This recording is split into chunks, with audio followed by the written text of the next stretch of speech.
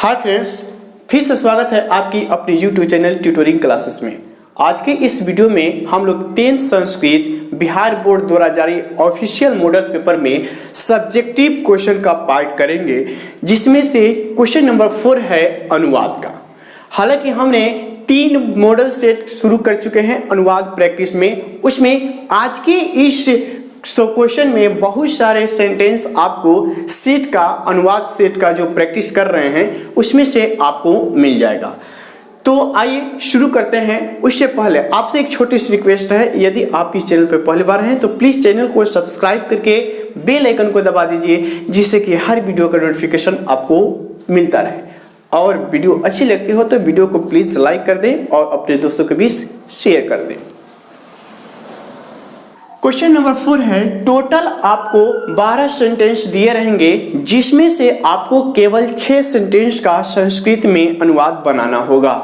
जैसा कि आप सभी को पता है कि क्वेश्चन की संख्या यानी ऑप्शन की संख्या बढ़ गई है और आपको पहले ही की भांति ही क्वेश्चन का आंसर देना होता है। क्वेश्चन नंबर 1 है, चौथा का क है, मैं घर जाता हूँ। हमने 5 लकार लट लंग रीट लोट और विधि लिंग पे पूर्णतः वीडियो एक स्पेशल वीडियो बनाया हुआ है और आपको बताया हुआ है। आप उस वीडियो को देखें जो संस्कृत ग्रामर करके प्लेलिस्ट बना होगा और आप ज़्यादा प्रैक्टिस कर लें। ये आपका लट लकार पे है और लट लकार का पहचान चिन्ह होता है ती तह अंति वाला। तो मैं घर जाता हूँ, मैं का होता है अहम, अहम, और घर का होता है गृहम, अहम गृहम, और अहम जो है उत्तम पुरुष एक वचन में। तो कर्ता जिस वचन के जिस पुरुष में रहता है, क्रिया भी उसी वचन के उसी पुरुष में होती है। तो उत्तम पुरुष एक वचन में क्रिया हो जाएगा आमी। तो पठ में हो जाएगा गच्छ है तो हो जाएगा गच्छामि, अहम गृहम गच्छामि। ख है, वह मोहन का भाई है। मोहन का कारक चिन्ह का भी एक वीडियो स्पेशल बनाया हुआ है, उसका भी लिंक नीचे डिस्क्रिप्शन बॉक्स में है, आप देख लीजिए। यहाँ पे मोहन का षष्ठी विभक्ति एक वचन, जैसे बालक शब्द रूप में होता है बालकस्य बालक का, तो यहाँ पर हो जाएगा मोहनस्य मोहन का।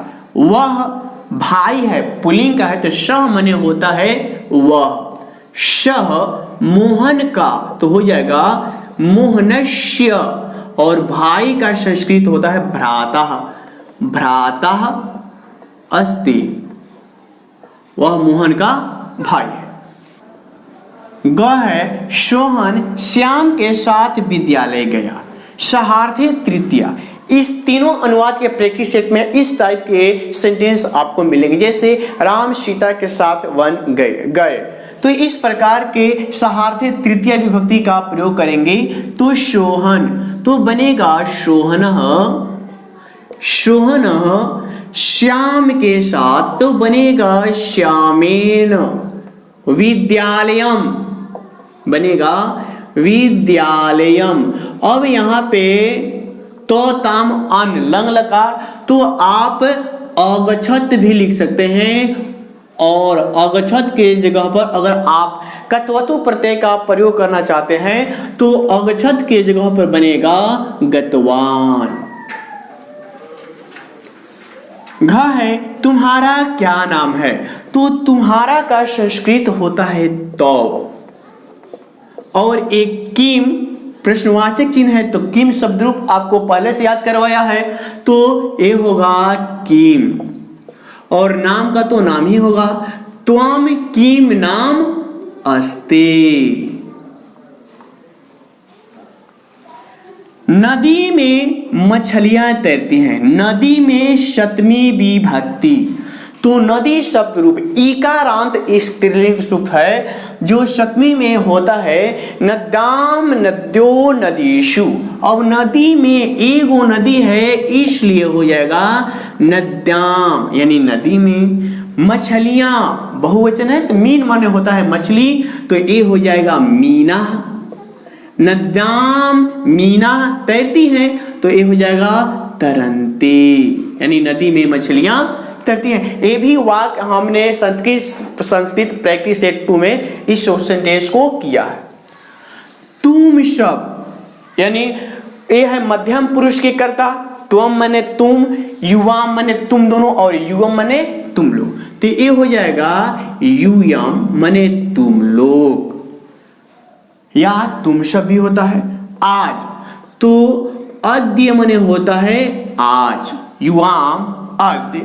पढ़ने के लिए, पठनाय मने पढ़ने के लिए, गमनाय मतलब जाने के लिए, क्रीडनाय मने खेलने के लिए इत्यादि। तो पठनाय है पढ़ने के लिए, तो युवाम अद्य पठनाय।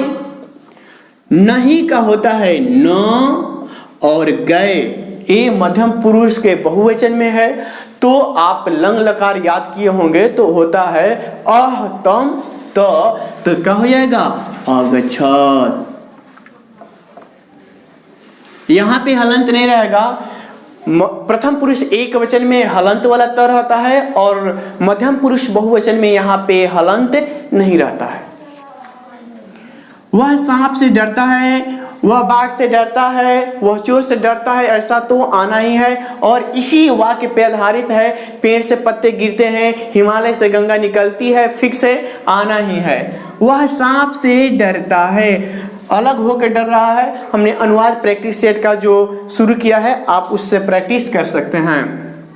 वह सांप से डरता है, तो सह डरने के सेंस में पंचमी विभक्ति का प्रयोग होता है। हमने बखूबी उस वाक्य को बताया हुआ है। तो सह सांप से है तो सर्पात, बाघ से है तो प्रघात व्याघ्रात, तो सर्पात बिभेति, वह सांप से डरता है। संस्कृत देव भाषा है। अब देव भाषा है, यहाँ पे देव जो है ना बहुवचन का बोध करा रहा है, और बालक शब्द रूप षष्ठी विभक्ति में होता है बालकस्य बालकयो बालका नाम। तो यहाँ पे देव का जो षष्ठी बहुवचन में होगा वो हो जाएगा देवानाम। क्या हो जाएगा देवानाम। तो संस्कृतः देवानाम, क्या हो जाएगा बाबू देवानाम भाषा अस्ति। झ में है, इसमें भारतीय संस्कृति का मूल है। इसमें मतलब किसमें, संस्कृत की बात कर रहा है। और संस्कृत यानी भाषा क्या है, स्त्रीलिंग है। और ईदम शब्द रूप वह, ईदम शब्द रूप यह का सप्तमी विभक्ति में होता है अश्याम अनयोः आशु, यानी कि ईदम शब्द रूप सप्तमी विभक्ति होता है अश्याम अनयोः आशु। तो यहाँ पे इसमी का बोध के लिए हो जाएगा अश्याम यानी इसमें, अश्याम यानी इसमें भारतीय संस्कृति का। तो भारतीय संस्कृति, भारतीय संस्कृति मूल है, यानी क्या है आधार है। भारतीय संस्कृति का आधार है क्या संस्कृत। अश्याम भारतीय संस्कृति आधारः अस्ति।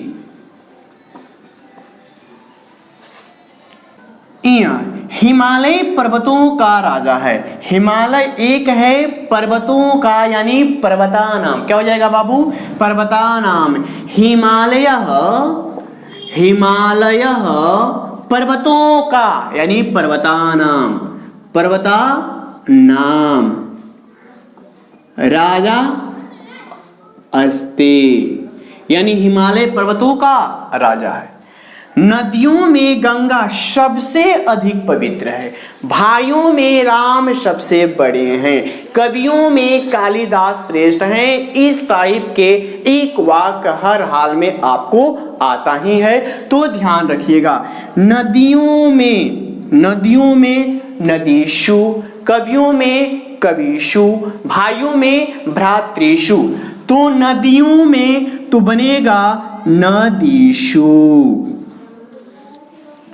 क्यों नदीषु का नदी शब्द रूप सप्तमी विभक्ति बहुवचन में होता है। नद्याम नद्यो नदीषु, क्यों सप्तमी विभक्ति का प्रयोग करेंगे, क्योंकि यहाँ पे क्या आया है, में आया है, अधिकरण में पर सप्तमी विभक्ति, इसलिए नदियों में नदीषु।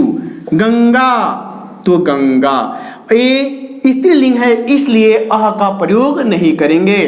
पुल्लिंग के नाम के बाद अह का मात्रा लगाते हैं नहीं, रामः, मोहन इत्यादि, लेकिन स्त्रीलिंग के नाम के पहले विसर्ग नहीं लगाते हैं। क्यों, क्योंकि पुल्लिंग में वह के लिए होता है सह और स्त्रीलिंग के लिए होता है सा, इसलिए स्त्रीलिंग के नाम में हम लोग विसर्ग नहीं लगाएंगे। तू नदीषु गंगा, क्या है, पवित्र है तो पवित्रतम, और सबसे अधिक है तो पवित्रतमा। पवित्र, पवित्र माने पवित्र होगा, और पवित्रतमा यानी सबसे पवित्र। राम सबसे बड़े हैं तो ज्येष्ठ माने बड़ा, और ज्येष्ठतम माने सबसे बड़े। तो इस प्रकार प्रश्न बनता है, नदियों में गंगा सबसे अधिक पवित्र है। तो नदीषु गंगा पवित्रतमा वर्तते, यानी है या बताई जाती है। नदी के दोनों ओर वृक्ष हैं, तो उभयतः परितः योगे द्वितीय, अगर आपको वाक्य में अभितः परितः उभयतः आपको दिखाई दे तो उसमें द्वितीय विभक्ति का प्रयोग करेंगे। तो नदी का द्वितीय विभक्ति होता है नदीम, क्या होता है, नदीम, यानी नदी के दोनों ओर उभयतः, नदीम उभयतः वृक्षा संते, बहुत सारे वृक्ष हैं इसलिए हमने लिखा वृक्षा संते। तो इस प्रकार ये आपके मॉडल सेट के अनुवाद भी क्या हो गए, समाप्त हो गए। आपको वीडियो कैसा लगा हमें जरूर बताइए, फिर मिलते हैं अगली वीडियो में, तब तक के लिए धन्यवाद।